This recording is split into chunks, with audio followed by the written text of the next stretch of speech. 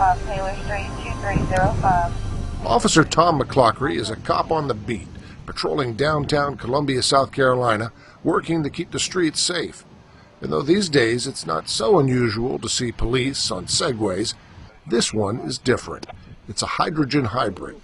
With the Segway and with the hydrogen cell, it keeps it nimble going around parking garages, down alleyways, and quietly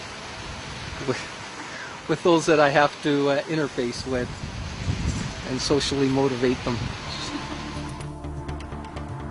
In just the last few years, Columbia has transformed itself into a hotbed of hydrogen research, thanks in large part to the Industry University Cooperative Research Center for Fuel Cells at the University of South Carolina, funded by the National Science Foundation.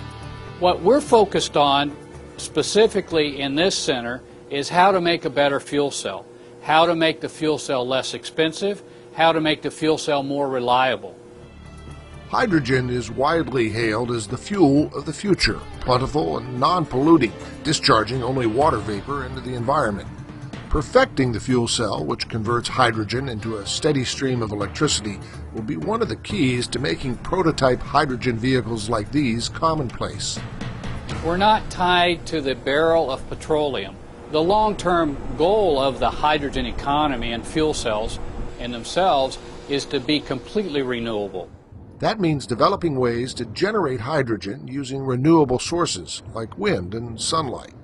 Hydrogen fuel cells allow us to store the energy when the sun's not shining and when the wind's not blowing. And it allows us to put that energy, that renewable energy from sun and wind, to work in our transportation sector. A cop on a hybrid Segway is just one example of what a city can do to promote the powerful potential of this technology. Columbia's mayor, Bob Coble, sees hydrogen research at the university as a huge opportunity to create high-quality jobs in the community. While we don't know exactly how it's going to unfold and what technologies will be the primary technology 50 years from now, we know that there's going to be a green economy, a knowledge economy, and we better be part of it or we'll be left behind. To support the push to hydrogen, the City of Columbia, along with the university and local business and industry, are coordinating to put these new hydrogen technologies to work around town. Over at the Carolina Baseball Stadium, the scoreboard is partly run by a hydrogen fuel cell.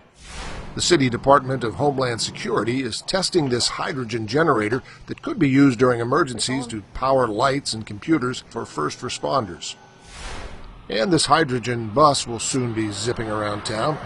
I think it's part of sort of getting it that there's a new economy out there, there's a green economy out there. We don't have all the answers, but you know if you're not in the game, you're not going to be there in the fourth quarter to score the winning touchdown unless you've done the preparation work on the front end. So how far away are we from a hydrogen economy? There's much more research that needs to be done on fuel cells. But we have working fuel cell cars right now. They're expensive, but the price will come down as we produce more of them. How fast that happens, he says, is up to us and boils down to a few big issues. One, a real recognition that CO2 will be a problem for our children and that we want to do something about greenhouse gases. Second, a recognition that sooner or later the price of gasoline is going to be so expensive that we won't have control over it. And we as Americans will now worry about how soon do I fill up my gas tank. For Science Nation, I'm Bruce Burkhardt.